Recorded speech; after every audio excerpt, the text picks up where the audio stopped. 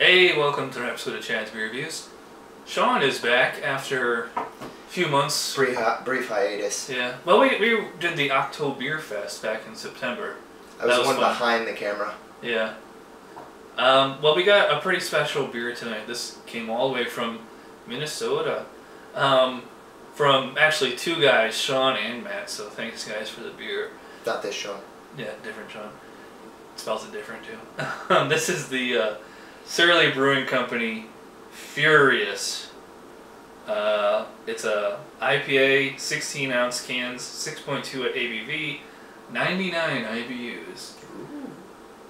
Now it's kind of special. As you can see, we have two cans. One is only 11 days old, and the other can is from July. So what we're going to do is we're going to start out with the fresh one here. We'll split this, talk about it, and we'll take a break and we'll drink the other can, and we'll see how 4 months can affect a really hoppy beer like this. You excited? I'm stoked. Yeah, let's get into it. Alright, we are back. And that is by far the darkest IPA I've ever seen. I mean, it looks like molasses or maple syrup in a glass, doesn't it? Oh yeah. It's like straight up brown, maybe copper, you know? Yep. With IPAs, I definitely see a distinction in like the final gravity. We were discussing this earlier, where you often refer to it as a syrupy texture. I think it's just the final sugar. Yeah. But I definitely have a greater appreciation for the ones that are lower in your final gravity, your lower sugar content. But it's a taste thing. Yeah. Smell the, I mean, it smells great. It's like a tropical fruit forest, like where it's pine trees and tropical fruit at the same time. You get like that kind of juicy note? I get more of the pine. Yeah. Curious to see how it tastes, so let's get into here. Cheers. Cheers.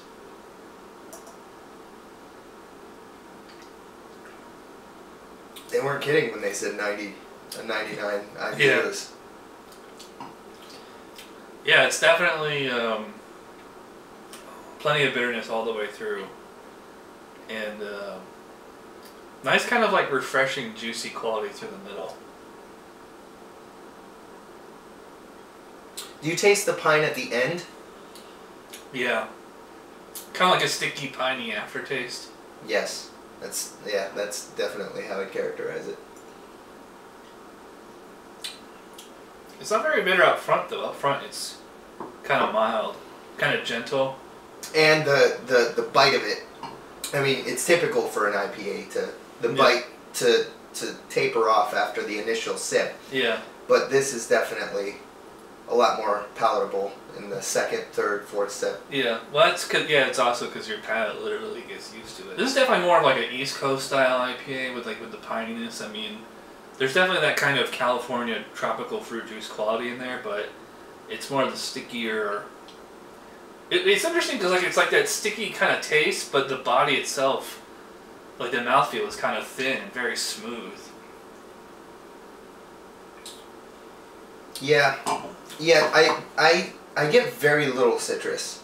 Yeah. The pine in the tail end of the sip is definitely present, but as far as the aroma is concerned, I do detect a little citrus, but not in the taste as much. Yeah, like we did the Sculpin over the summer, and that was just pure West Coast, citrus all the way. This is much more Eastern style. Mm-hmm. Well, I gotta say, so far so good. So, I'm definitely liking it. So what we're gonna do now is take a break, and we're gonna drink the older can, and we'll see how the hops have changed in 4 months. So we'll be right back. Cheers. Cheers. We're back. It's 3 months later. Or we had a can in the fridge that was 3 months older. Yeah. And it was definitely a noticeable difference in taste. And what's interesting is that the fresh can was very sticky and piney, very East Coast style. The 4-month-old can was more traditional West Coast style of like a very sweet, citrusy flavor with hardly any pine. Although the mouthfeels on both seem about the same. Seemed like, on, lower end of medium body, about the same amount of carbonation. The citrus flavor that I said was non-existent in the first one is definitely there in the second one. Yeah. I don't know if it develops with age or if there was some affect to what occurred with this initial can that we had, but it's definitely, the citrus is there. Yeah. And is the older one's a little drier though. Like this one, the newer one's a little juicier, a little more refreshing while it's in the mouth. The hops, like on this one, they're more like a resiny kind of stickiness, and on this one, it's more like a dry bitterness. But I like both cans about equally, even though they're different. I'm going to give this an 8 out of 10, like a B+ for both. See, I would for the first one that we had, because I'm more of the piney taste sort of IPA drinker.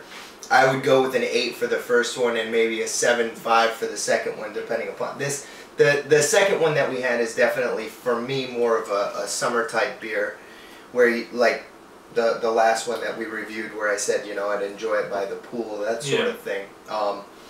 But the beer that really, I guess, takes shape over time is more the summer beer, and the one that we had initially, I could drink that at any point.